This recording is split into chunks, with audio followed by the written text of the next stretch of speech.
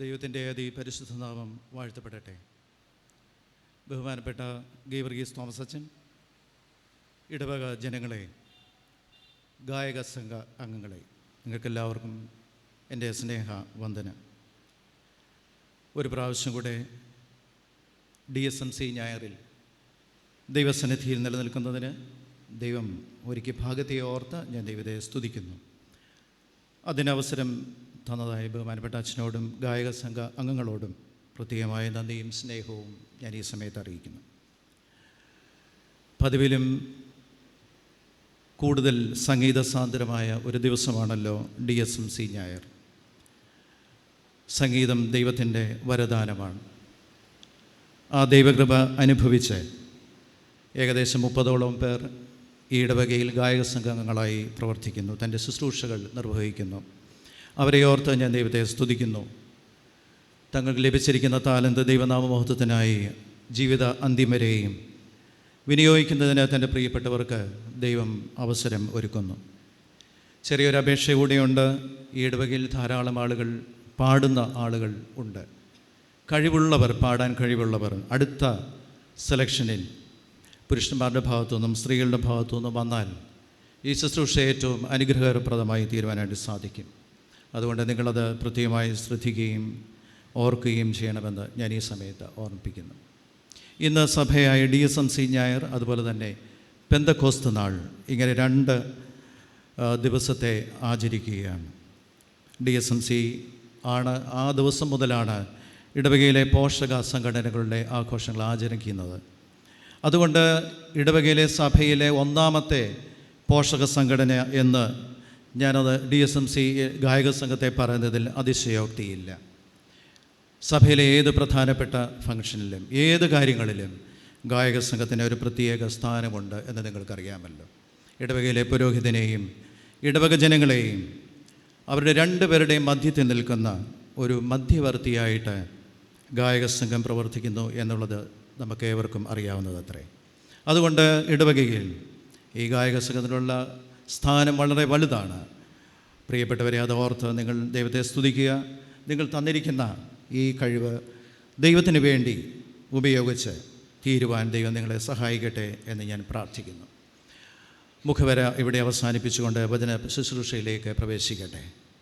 അല്പനേരത്തെ നമ്മുടെ ധ്യാനത്തിനായി തിരഞ്ഞെടുത്തിരിക്കുന്ന വേദഭാഗം രാജാക്കന്മാരുടെ 1-ാം പുസ്തകം 19-ാം അധ്യായം, അതിൻ്റെ 11 മുതൽ 18 വരെയുള്ള വാക്യങ്ങളാണ്. പഴയ നിയമത്തിൽ 1-ാം പാഠമായി വായിച്ച വാക്യങ്ങളാണ്. ഞാൻ അതിൻ്റെ 2-3 വാക്യങ്ങൾ നിങ്ങളുടെ ശ്രദ്ധയിലേക്ക് ഞാൻ കൊണ്ടുവരാം. 1 രാജാക്കന്മാർ 19-ാം അധ്യായം 11 മുതൽ 18 വരെയുള്ള വാക്യങ്ങളിൽ 12-ാമത്തെ വാക്യം വായിക്കാം. തീയുടെ ശേഷം സാവധാനത്തിൽ ഒരു മൃദുസ്വരം ഉണ്ടായി. 13-ാം വാക്യം, ഏലിയാവേ, നിനക്കിവിടെ എന്ത് കാര്യം?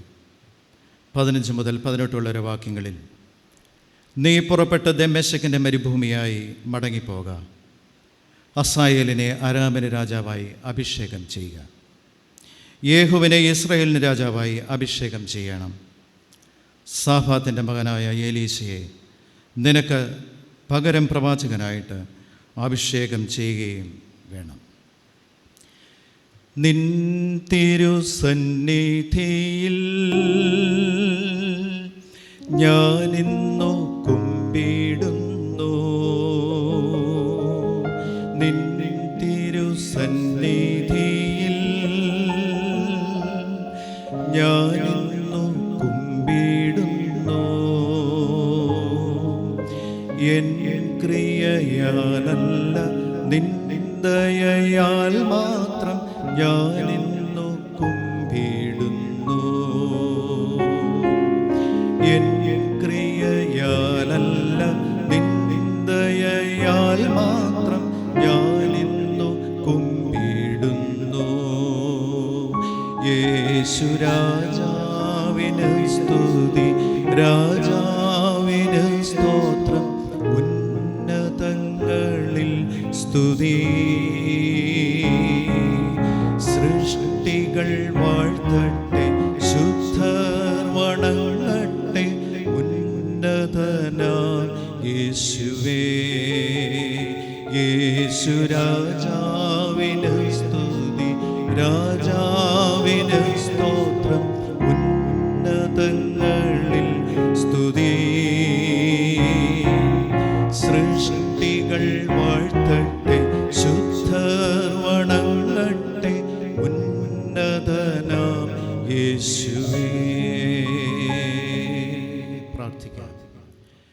ഞങ്ങളുടെ പാറയും വീണ്ടെടുപ്പുകാരനുമായ യഹോവേ, ബലഹീനനായ അടിയൻ്റെ വായിലെ വാക്കുകളും പ്രിയപ്പെട്ട നിന്റെ മക്കളുടെ ഹൃദയത്തിലെ ധ്യാനവും അങ്ങേയ്ക്കും തന്നേക്കും പ്രസാദകരമായിരിക്കുമാറാകട്ടെ.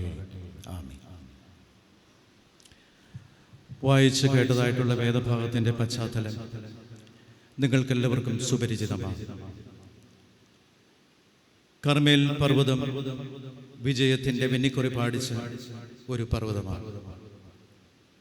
ബാലപ്രവാചകന്മാരെ കൊന്നൊടുക്കി വിജയത്തിലേക്ക് ഉയർന്ന് പോകുന്നതായിട്ട് ഏലിയ പ്രവാചകനെ നമുക്കിവിടെ കാണാൻ സാധിക്കും.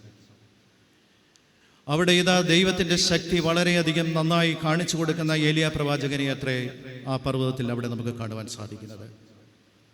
അങ്ങനെ വിജയത്തിൻ്റെ വെന്നിക്കൊടി പാറിച്ച് നിൽക്കുന്നതായിട്ടുള്ള ഏലിയാവ് നിരാശയുടെയും ഭയത്തിൻ്റെയും ജീവിത അനുഭവങ്ങളിലേക്ക് കടന്നു പോകുന്ന ഒരു പശ്ചാത്തലമാണ് ഇവിടെ കാണുന്നത്. നമുക്കറിയാം, ആഹാബ് ഇസബേലിനോട് ചെന്ന് ഈ വിവരം പറഞ്ഞപ്പോൾ, നിന്റെ ജീവനെ ഞാൻ എടുക്കുമെന്ന് ഇസബേൽ ഭീഷണിപ്പെടുത്തിയപ്പോൾ ഏലിയാവ് ഓടി ഒളിക്കുകയാണ്. ബെർശേബ മരുഭൂമിയിൽ തൻ്റെ ജീവനെ എടുക്കണമേ ദൈവമേ എന്ന് പറഞ്ഞപ്പോൾ ചൂരച്ചെടിയുടെ കീഴിൽ വിശ്രമിക്കുന്ന ഏലിയാവിനെ നമുക്കവിടെ കാണാൻ സാധിക്കും. എന്നാൽ ദൈവത്തിൻ്റെ ആത്മാവ്, ദൈവത്തിൻ്റെ ശബ്ദം അവിടെ ഏലിയാവ് കേൾക്കാനായിട്ടിടയായി. ഏലിയാവേ, നിനക്കിവിടെ എന്ത് കാര്യമാണ്? നീ എഴുന്നേൽക്കായി ഇവിടെ നിന്ന്, നിനക്ക് ദൂരയാത്ര ചെയ്യാനായിട്ടുണ്ട്. അങ്ങനെ ഏലിയാവിന് കനലിൽ ചുട്ട ഒരടയും ഒരു തുരുത്തി വെള്ളവും അവിടെ ഏലിയാവിന് ദൈവം കൊടുക്കുകയാണ്. അങ്ങനെ ഏലിയാവ് വളരെ നന്നായി അത് ഭക്ഷണം കഴിച്ച് ആ വലിയ ദൈവിക ആഹാരത്തിൻ്റെ ബലം കൊണ്ട്, ജീവബലം കൊണ്ട് ഏലിയാവ് ഇതാ 40 രാവും 40 പകലും ഇതാ മരുഭൂമിയിലൂടെ യാത്ര ചെയ്യുന്നു. അങ്ങനെ ഏലിയാവ് ഇതാ യാത്ര ചെയ്ത് ഹോരേബ് പർവ്വതത്തോളം യാത്ര ചെയ്തു. ഏലിയാവ് അവിടെ ഹോരേബ് പർവ്വതത്തിൽ ഒരു ഗുഹയിൽ ഇതാ ഒളിക്കുവാനായിട്ട് പോകുകയാണ്. ആ ഒരു പശ്ചാത്തലമാണ് പ്രിയപ്പെട്ടവരെ ഈ വേദഭാഗത്ത് നിന്ന് നാം കാണുന്നത്. നമുക്കിവിടെ പഠിക്കുമ്പോൾ വളരെ വലിയ വിജയത്തിൻ്റെ ഉന്നതിയിൽ നിൽക്കുന്ന ആളുകൾക്ക് ഒരുപക്ഷെ ഭയത്തിൻ്റെയും നിരാശയുടെയും ഒക്കെ ജീവിത അനുഭവങ്ങളിലൂടെ കടന്നു പോകേണ്ടി വരും. ആ പോകുന്ന വേളകളിൽ ദൈവം നമ്മോട് കൂടെയുണ്ട് എന്നുള്ള ഒരു വലിയ അർത്ഥം, ഒരു അനുഭവം ഇവിടെ നമുക്ക് മനസ്സിലാക്കാനായിട്ട് സാധിക്കും.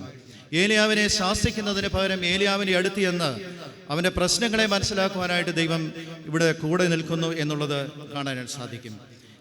ഈ ഏലിയാവിനെ പരിഹസിക്കുകയോ കുറ്റപ്പെടുത്തുകയോ ചെയ്യാതെ ഏലിയാവിനെ തേടി വന്ന് അവനെ സ്നേഹിക്കുന്നതായിട്ടുള്ള ഒരു ദൈവം. ഈ പശ്ചാത്തലത്തിൽ നിന്നുകൊണ്ട് 2-3 ചെറിയ ചിന്തകൾ മാത്രം സമയ ചുരുക്കം കൊണ്ട് ഞാൻ വേഗം പറഞ്ഞ് അവസാനിപ്പിക്കാനായിട്ട് ഇത്ര ആഗ്രഹിക്കുന്നത്. ഒന്ന്, God speaks in unexpected ways. ദൈവം പ്രതീക്ഷിക്കാത്ത വഴികളിൽ സംസാരിക്കുന്നു. നാം പ്രതീക്ഷിക്കുന്നത് പോലെയല്ല ദൈവം നമ്മളോട് സംസാരിക്കുന്നത്. നാം പ്രതീക്ഷിക്കുന്ന തരത്തിലുള്ള ജീവിത സരണികളിലൂടെയല്ല ദൈവം നമ്മളോട് സംസാരിക്കുന്നത്. ദൈവം സംസാരിക്കുന്നത് ഡിഫറെൻ്റ് വേസിലാണ്.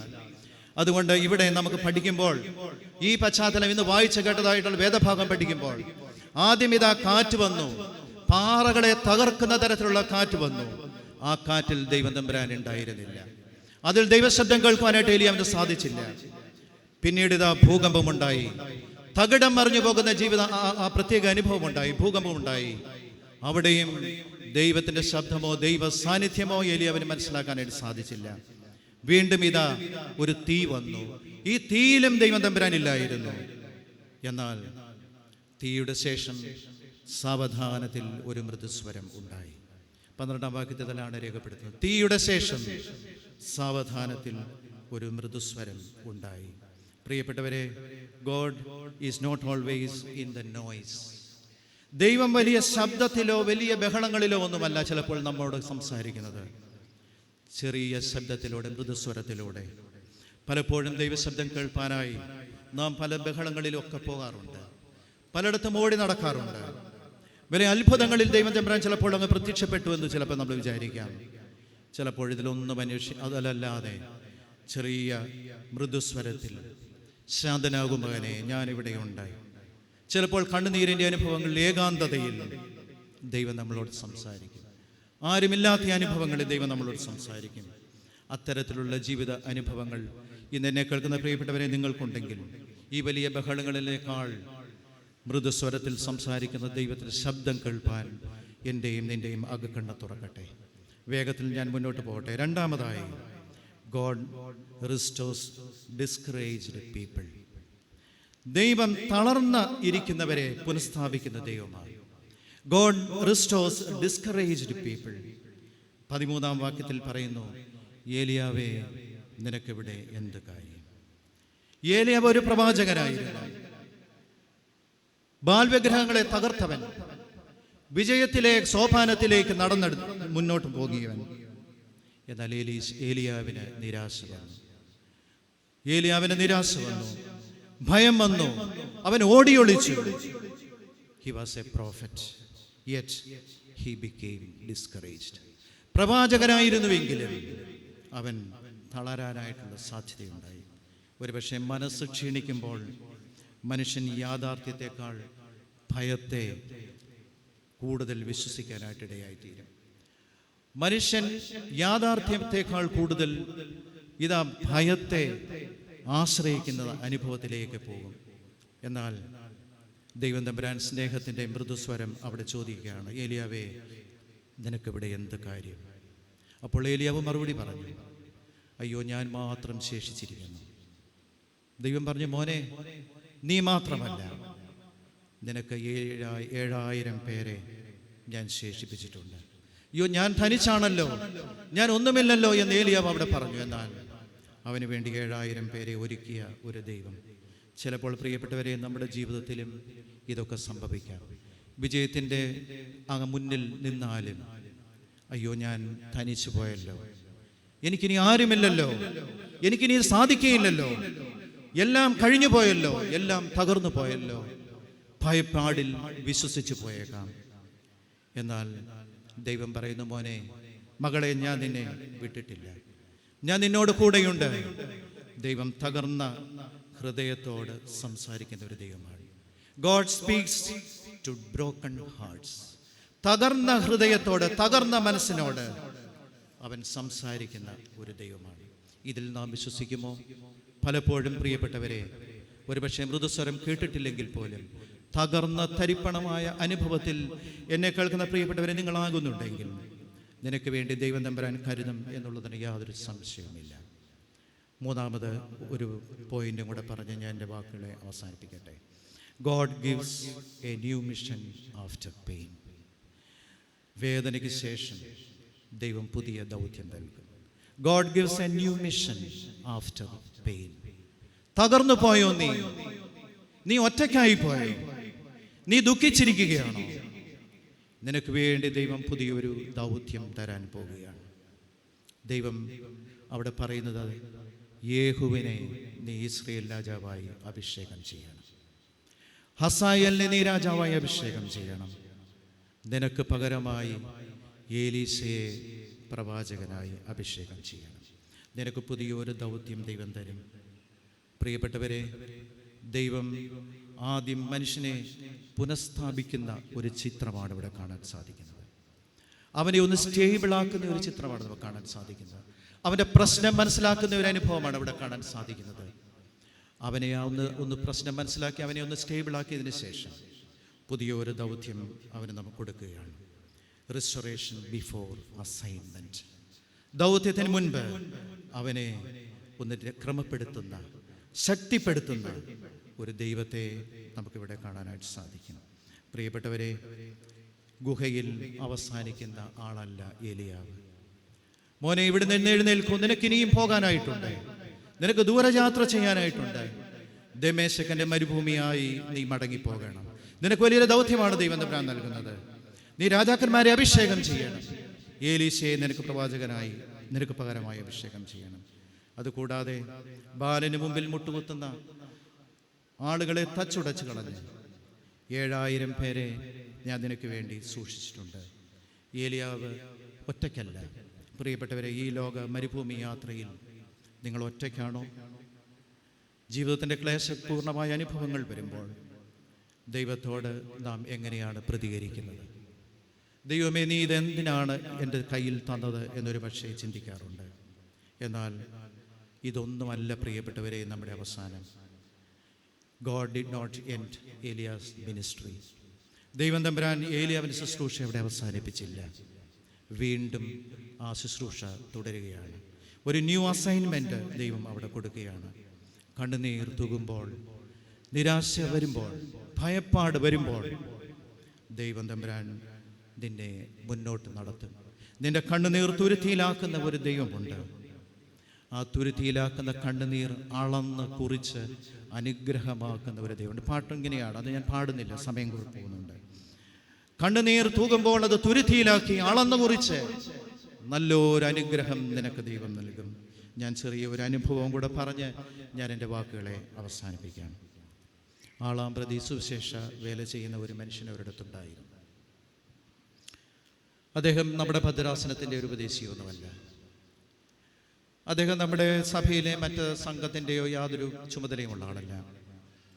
ആളാമ്പ്രതി സുവിശേഷ വേല എന്തെങ്കിലും കിട്ടുന്നത് കൊണ്ട് ജീവിക്കുന്ന ഒരു മനുഷ്യൻ. അദ്ദേഹവും കുടുംബവും വാടക വീട്ടിലാണ് താമസിക്കുന്നത്.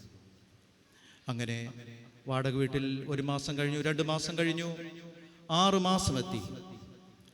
6 മാസം എത്തിയപ്പോൾ വാടകത്തിൻ്റെ വീട്ടിൻ്റെ ഉടമസ്ഥൻ ഉപദേശിയോട് പറഞ്ഞു. ജോസഫ് ഉപദേശി എന്നാണ് ഉപദേശിയുടെ പേര്.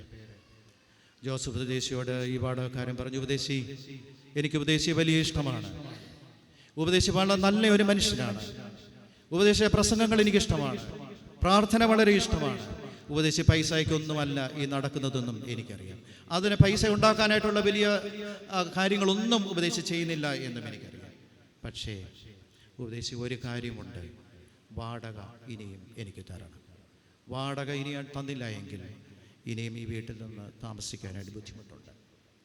ഉപദേശി ഒന്നും പ്രതീക്ഷിക്കാതെ അദ്ദേഹത്തിൻ്റെ മുഖത്തേക്ക് നോക്കി പറഞ്ഞു, അടുത്ത മാസം ഇതേ സമയം ഞാൻ വാടക ഈ 6 മാസത്തെയും ഇനിയും വരുന്ന 1 മാസത്തെയും കൂടെ ഒന്നിച്ച് തന്നേക്കാം. തന്നില്ല എങ്കിൽ ഞാൻ താനെ ഇവിടെ നിന്ന് ഇറങ്ങിപ്പോക്കോളാം. അദ്ദേഹത്തിന് 3 മക്കളാണ്. ഒരു മൂത്ത മകൾക്ക് ഏകദേശം 13, രണ്ടാമത്തെ മകൾക്ക് 11 വയസ്സ് ഏകദേശം, മൂന്നാമത്തെ കുട്ടി മകൻ 8 വയസ്സ്. അങ്ങനെ ഈ 3 മക്കളും ഭാര്യയും അടങ്ങുന്ന കുടുംബം മുന്നോട്ട് പോയി. അടുത്ത മാസം എത്തി. ഉപദേശിയുടെ കയ്യിൽ ഒരു നയാ പൈസ പോലുമില്ല. ഏകദേശം 2 മണിയായപ്പോൾ ഉപദേശി ഭാര്യയെ വിളിച്ചു. നമുക്ക് ഇറങ്ങിക്കൊടുക്കാം എന്ന് പറഞ്ഞ സമയമായി. നമുക്ക് ഇറങ്ങിക്കൊടുക്കേണ്ടമല്ലോ. കണ്ണുനീർ കൊണ്ട് ധാരധാരയായി കുടുംബത്തിൻ്റെ മുന്നിൽ നിൽക്കുന്ന ഉപദേശി അങ്ങനെ കുഞ്ഞുങ്ങളെയും കൊണ്ട് തൻ്റെ ചെറിയൊരു ബാഗും കുറേ ബാഗും ഒക്കെ കൂട്ടി ഉപദേശി ആ വീട്ടിൽ നിന്നിറയാൻ ഇറങ്ങുകയാണ്. അവർ ചോദിച്ചു, എങ്ങോട്ടാണ് പോകുന്നത്? ഒരു നിശ്ചയമില്ല. ഈ വഴിക്കാണ് ബസ് കിട്ടുന്നതെങ്കിൽ അത് കോഴഞ്ചേരിക്ക് പോകാം. അതല്ല, റോഡ് സൈഡിൽ ചെന്ന് നിൽക്കുമ്പോൾ ഈ സൈഡിലേക്കാണ് ബസ് കിട്ടുന്നതെങ്കിൽ നമുക്ക് റാന്നിക്ക് പോകാം. അങ്ങനെ കണ്ണുനീർ ധാരധാരയായി ഒഴുകി ഈ മനുഷ്യൻ ഈ കുഞ്ഞുങ്ങളെയും കൊണ്ട് റോഡിലേക്ക് പോയി. ആ റോഡിൽ ചെന്ന് നിന്നതായ സമയത്ത് ധനാഢ്യനായ ഒരു മനുഷ്യൻ അതുവഴി കടന്നു വരുന്നു. വളരെ കോടീശ്വരനായ ഒരു മനുഷ്യനാണ്. അദ്ദേഹം സന്നദ്ധ സുവിശേഷ മീറ്റിങ്ങുകളിലും മറ്റ് പ്രാർത്ഥനാ കൂട്ടങ്ങളിലൊക്കെ വളരെ ശുഷ്കാന്തിയോടെ പ്രവർത്തിക്കുന്ന ഒരു മനുഷ്യൻ. ആ മനുഷ്യൻ ഉപദേശിയെ കണ്ടു. കരഞ്ഞു നിൽക്കുന്ന ജോസഫ് ഉപദേശിയോട് ചോദിച്ചു, ഉപദേശി എങ്ങോട്ട് പോകുകയാണ്? ആദ്യ ഉപദേശി അധികം ഒന്നും പറഞ്ഞില്ല. ചെറുത് അടുത്തടുത്ത് എന്നൊക്കെ പറഞ്ഞോളൂ. എന്നാൽ വീണ്ടും ഉപദേശി പറഞ്ഞാട്ടെ, എവിടെ പോകുകയാണ്? ഈ കുഞ്ഞുങ്ങളെയും കൊണ്ട് ഈ ബാഗും ഒക്കെ പിടിച്ച് എങ്ങോട്ടാ പോകുന്നത്? ഉടനെ ഉപദേശി തൻ്റെ ജീവിതാനുഭവം ഷെയർ ചെയ്തു. അപ്പോൾ ഈ മനുഷ്യൻ പറഞ്ഞു, എനിക്ക് 2 ആൺമക്കളാണ്. 2 പേരും സ്റ്റേറ്റ്സിലാണ്. ഒരാൾ ന്യൂയോർക്കിൽ, ഒരാൾ ടെക്സസിൽ. ആ 2 വീടും പൂട്ടിക്കിടക്കുകയാണ്. ഞാൻ കുറേ നാളുകളായി ആർക്കെങ്കിലും ഈ വീടൊന്ന് കൊടുക്കണം എന്ന് ആഗ്രഹിച്ച് നടക്കുകയായിരുന്നു. ഉപദേശി ഒരു കാര്യം ചെയ്താട്ടെ, കുടുംബമായിട്ട് എൻ്റെ കൂടെ വരിക. അതിലൊരു വീട് ഞാൻ ഉപദേശിക്ക് തരാം. ആ പ്രിയപ്പെട്ടവൻ്റെ കൂടെ ഈ ഉപദേശി യാത്ര ചെയ്തു. ആ വീട്ടിൽ ചെന്നു, ഒരു വീട് തുറന്നു കൊടുത്തു. ഒരു കണ്ടീഷൻ മാത്രം, എത്ര നാൾ വേണേലും ഉപദേശിക്ക് ഈ വീട്ടിൽ താമസിക്കാം, ഒരു നയാ പൈസ പോലും എനിക്ക് വാടക വേണ്ട. പക്ഷെ ഒരു കണ്ടീഷനുണ്ട്, ഈ വീടെല്ലാം വളരെ വൃത്തിയായി നീ സൂക്ഷിക്കണം. ഉപദേശി വളരെ സന്തോഷവാനായി ദൈവത്തോട് നന്ദി പറഞ്ഞ് പ്രാർത്ഥിച്ച് ഉപദേശിയും കുടുംബവും കിടന്നു. എന്നാൽ ഉപദേശിക്ക് ഉറക്കം വന്നില്ല. ഉപദേശി തിരിഞ്ഞും മറിഞ്ഞും കിടന്നു, ഉറക്കം വന്നില്ല. ഉപദേശി എഴുന്നേറ്റ് തൻ്റെ വേദപുസ്തകം എടുത്തു. അതിലൊരു ചെറിയ തുണ്ട് പേപ്പർ ഉണ്ടായിരുന്നു. ആ പേപ്പർ തുണ്ടെടുത്ത് തൻ്റെ പേനയെടുത്ത് ചില വരികൾ അതിൽ കുറിച്ചു. അതിനകത്ത് മനോഹരമായ ഒരു ഗാനം ഉതിർന്നു വന്നു. കരുതുന്നവൻ ഞാനല്ലയോ, കലങ്ങുന്നതെന്തിന് നീ, കണ്ണുനീരിൻ്റെ താഴ്വരയിലും കൈവിടുകയില്ല ഞാൻ നിന്നെ. ജോസഫ് ദേശിയുടെ മനോഹരമായ തൂലികയിൽ നിന്ന് ഉതിർന്നു വീണ സ്വർണ്ണമണികളാണ് കരുതുന്നവൻ ഞാനല്ലയോ, കലങ്ങുന്നത് എന്തിന് നീ. ഞാൻ പാട്ട് പാടുന്നില്ല, സമയം കൂടുതൽ പോയില്ല. പ്രിയപ്പെട്ടവരെ, നിങ്ങൾക്കെല്ലാം ആ പാട്ട് അറിയാവുന്നതാണ്. നിരാശ, ഭയത്തിൽ തകർന്നു പോകുമ്പോൾ നിന്നെ സാന്ത്വനിപ്പിക്കുന്ന ഒരു കരം കൂടെയുണ്ട്. അത് ഒരിക്കലും മറന്നു പോകരുത്. എന്നെ കേൾക്കുന്ന പ്രിയപ്പെട്ടവരെ, നിങ്ങളൊരു പക്ഷേ ഈ തരത്തിൽ ജീവിതം മുന്നോട്ട് നയിക്കുന്നുണ്ടെങ്കിൽ നിന്നെയും നമ്മെയും തേടി വരുന്ന ഒരു ദൈവമുണ്ട്. നിശബ്ദതയിലൂടെ സംസാരിക്കുന്ന ദൈവമുണ്ട്. തകർന്നു പോയവരോട് സംസാരിക്കുന്ന ദൈവമുണ്ട്. പുതിയ ദൗത്യം നൽകുന്ന ഒരു ദൈവമുണ്ട്. ഈ ദൈവത്തിൽ അടിയുറച്ച് വിശ്വസിച്ച് ഈ വിശ്വാസയാത്ര മുന്നോട്ട് നീങ്ങുവാൻ ഈ പെന്തക്കോസ്ത് നാൾ ദൈവം നിങ്ങളെ ശക്തീകരിക്കട്ടെ എന്ന് പ്രാർത്ഥിച്ചുകൊണ്ട് ഞാൻ എൻ്റെ വാക്കുകളെ ചുരുക്കുന്നു. ദൈവം നമ്മെല്ലാവരെയും